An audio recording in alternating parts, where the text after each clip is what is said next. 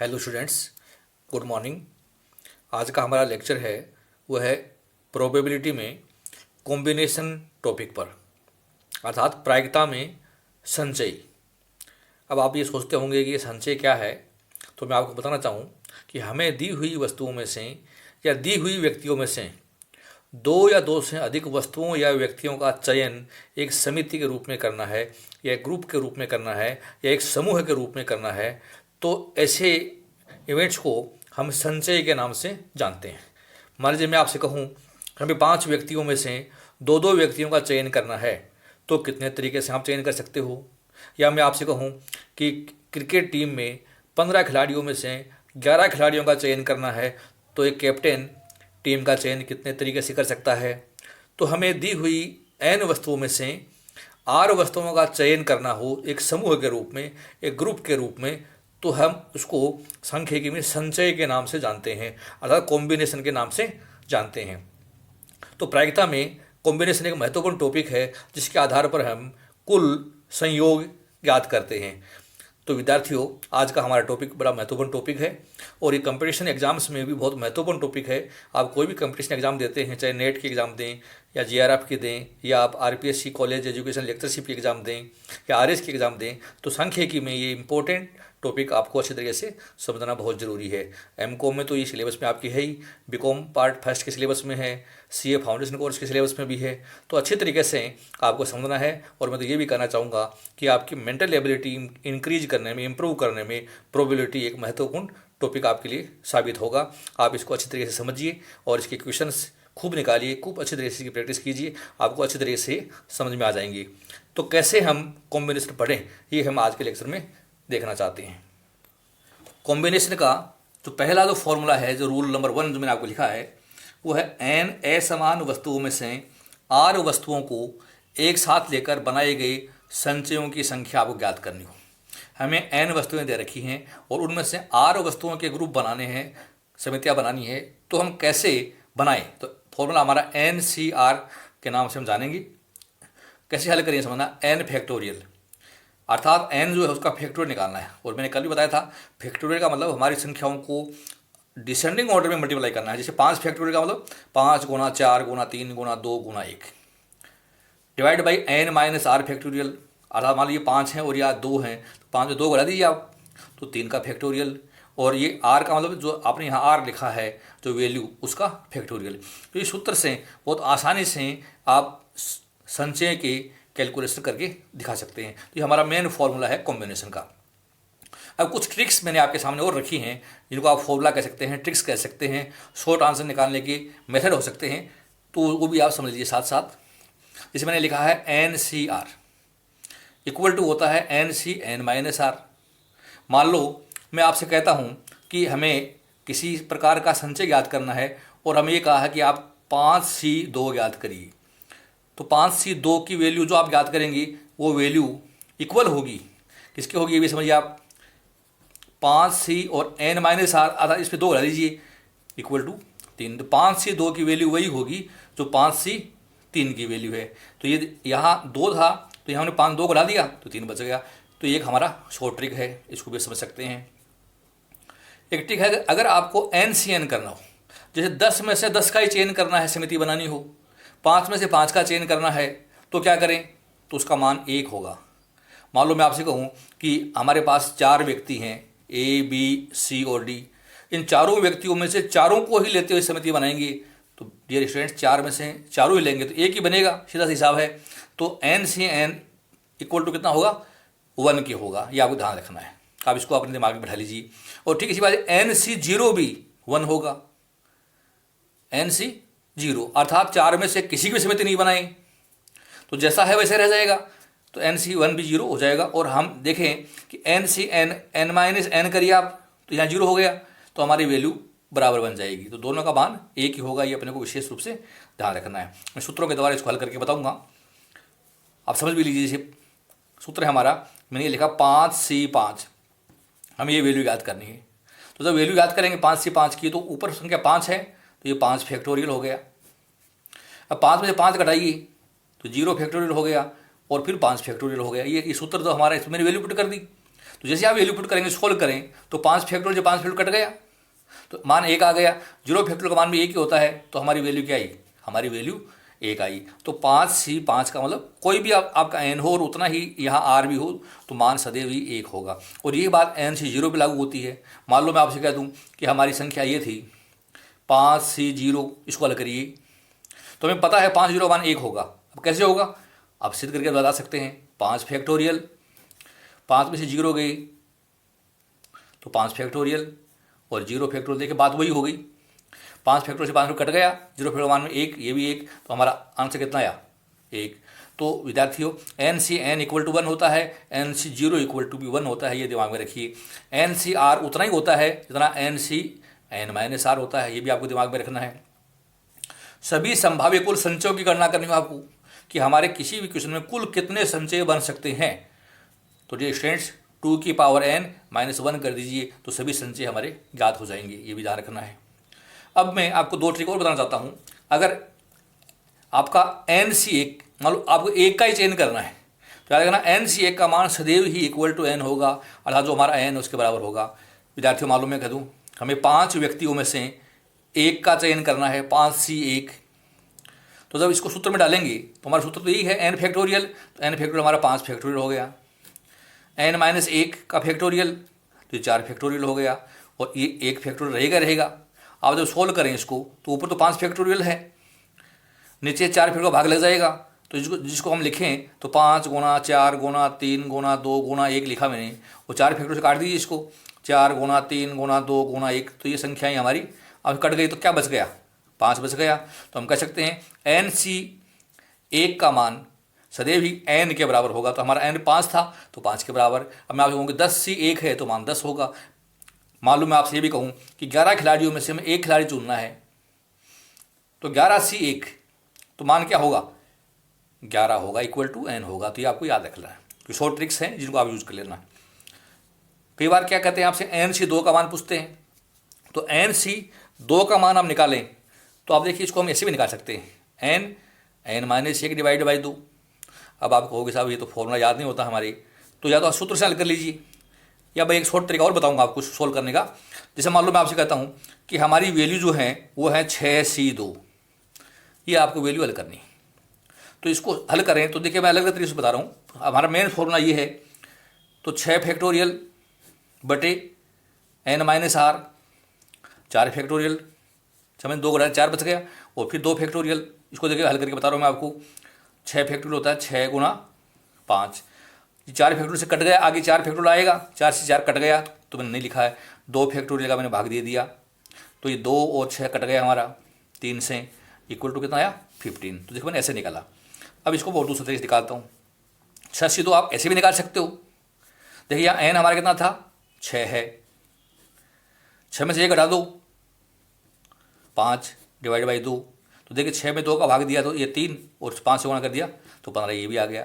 और एक शॉर्ट तरीका और भी है, बहुत इजी। अगर आपका नीचे r 2 के बराबर हो तो विद्यार्थियों आप एक नियम बना लीजिए, एक ट्रिक बता लीजिए कि आप क्या काम करेंगे। समझिए, आपकी जो संख्याएं हैं, ये जो संख्याएं हैं, जैसे ये 2 है और ये 6 हैं, तो आप क्या काम करो, इस 6 में 2 का भाग दे दो तो कितना बच गया? 3 हो गया, और इसमें से 1 घटा लो, 6 में से 1, तो 5 से गुणा कर दो तो हमारी संख्या सीधी आ गई। 2 का मान होता है तो आप सीधा ही भाग दे लीजिए, संख्या लिख लो और n माइनस 1 कर लीजिए, आप गुणा कर दीजिए, तो ऐसे भी निकाल सकते हैं। तो ये हमारे कॉम्बिनेशन के कुछ फॉर्मूले थे जो मैंने आपको एक्सप्लेन किए। अब हम इनको क्वेश्चंस के द्वारा समझना चाहते हैं कि कैसे हम इनको सॉल्व करें। 15 क्रिकेट खिलाड़ियों में से एक क्रिकेट एकादश टीम कितने तरीके से छांटी जा सकती है? ये तो हमारा मेन क्वेश्चन है। फिर अगर कंडीशन है, यदि एक विशिष्ट खिलाड़ी को सदा शामिल रखें तब कितने तरीके होंगे? यदि एक विशिष्ट खिलाड़ी को कोई स्थान टीम में नहीं दें तब टीम कितने तरीके से छांट सकते हैं? तो हमारा क्वेश्चन 3 भागों में बटा हुआ है, तो तीनों तरीकों को मैं अलग अलग तरीके से आपको समझाना चाहता हूं कि कैसे हम हमारे क्वेश्चन को सोल्व करें। हमारे 15 खिलाड़ी हैं और हमें 11 का चयन करना है।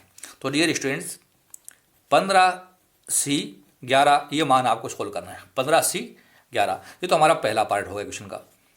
अब हम बात करते हैं दूसरे पार्ट की। आपसे कहते हैं यदि एक विशिष्ट खिलाड़ी को सदा शामिल रखें, 15 खिलाड़ी हमारे पास, एक को हमें टीम में शामिल रखना ही रखना है, तो हमें 14 में से चयन करने हैं और 11 में से एक रखना ही है, तो हमारे पास कितने बच गए? 10 हैं। अब ये मानिए कि हमारा कैप्टन है, हमें उसको तो लेना ही है। अब बाकी 10 खिलाड़ियों का चयन करना है, तो कितने में से करेंगे? 14 में 10 का करेंगे। तो है किसी विशेष खिलाड़ी को अगर शामिल रखना हो तो दोनों साइड से ये एक एक कम हो जाएंगी, अर्थात 15 माइनस 1 सी बटे 11 माइनस 1। तो देखिए इसको कैसे सोल्व कर सकते हैं? 15 में से 1 घटा दिया मैंने, तो 14 सी 10 बन गया, अर्थात एक को तो लेना है आपको, फिक्स है। तो हमारा शेष जो 10 खिलाड़ी हैं वो 14 में से चयन करने हैं। तो इस तरीके से आप इसको सोल्व करके बताएंगी। और तीसरा है, यदि एक विशिष्ट खिलाड़ी को कोई स्थान टीम में नहीं दें, अर्थात रखना ही नहीं है, तो कितने तरीके हो सकते हैं? तो डियर स्टूडेंट्स, हमारे पास 15 खिलाड़ी हैं और 15 में से एक को तो हमें लेना ही नहीं है, तो हमारे पास चयन करने के लिए कितने बच गए? 15 में से एक को नहीं लेना है। लेने कितने हैं? लेने अपने को 11 हैं। तो हमारा क्वेश्चन क्या हो गया? 14 सी 11, हमें ये चयन करना होगा। हमारे सूत्र है n factorial, n minus R factorial और r फैक्टोरियल। तो हम देखिए सॉल्व करके दिखा रहा हूँ मैं अलग तरीके से। 15 सी 11 हल करना है, तो हमें 15 फैक्टोरियल लेना है।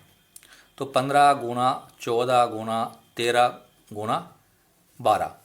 मैंने अब आगे, चूँकि हमें फैक्टोरियल हमारे सवाल में आप देख रहे हैं कि 11 का फैक्टोरियल कट जाएगा ही, तो 11 का फैक्टोरियल मैंने आगे लिखा ही नहीं। तो आप लिखेंगे 11 फैक्टोरियल, फिर भाग में देंगे तो संख्या हमारी आ जाएंगी। अब है 11 में 15 और 11 का अंतर निकाल लो आप, ये आता है 4। तो 4 फैक्टोरियल का आप भाग दे दीजिए, 4 गुना 3 गुना 2 गुना 1, और हम ये सोल्व करके दिखा देते हैं। तो आप देख रहे हैं 4 गुना 3 ये 12 है, तो ये 12 कट गया। ये 2 गुना 1 ये 7 से कट गया। तो 15 गुना 7 गुना 13 ये कर दीजिए आप। तो 15 गुना 7 गुना 13 मैंने किया, तो हमारी संख्या आती है 1365 तरीके। हम हमारा ये चयन इतने तरीके से करके बता सकते हैं। अब आता है 14 में से 10 खिलाड़ियों का चयन करना अपने को, तो वही तरीका 14 फैक्टोरियल लेना आपको। तो 14 गुना 13 गुना 12 गुना 11 मैंने यहाँ तक ही लिखा है, क्योंकि 10 फैक्टोरियल भाग में आ रहा है तो ये तो कट जाएगा। अब 14 और 10 का अंतर कितना है? 4। तो 4 फैक्टोरियल का भाग दे दो, 4 गुना 3 गुना 2 गुना 1। आप इसको सोल्व कर दीजिए। इसको मैंने सोल्व किया तो ये आता है 1001 तरीके से हम इस टीम का चयन कर सकते हैं। देखिए कितना देखने में बड़ा सरल लगता है, लेकिन कैलकुलेट करते हो तो कितने सारे तरीका बन जाते हैं, कितने संयोग बन सकते हैं, ये भी आप देखिए। अब हम हल करते हैं कि हमें 14 में से 11 का चयन करना है। तो 14 में से 11 का चयन है, तो 14 फैक्टोरियल तो लेना पड़ेगा। 14 गुना 13 गुना 12। अब 11 फैक्टोरियल कट जाएगा, ऊपर भी 11 फैक्टोरियल नीचे भी 11 फैक्टोरियल, 11 काट दीजिए। अंतर देखिए 11 और 14 में कितना का है? 3 का। तो 3 गुना 2 गुना 3 फैक्टोरियल का हम भाग दे देंगे।